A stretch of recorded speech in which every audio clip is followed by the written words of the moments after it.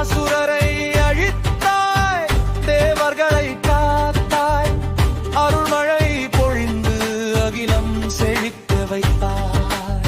கம்பா கபம்பா காட்சிகிறோமாற்றி, காலங்கள் தோறும் காத்திடும் எங்கள் ஜோதி.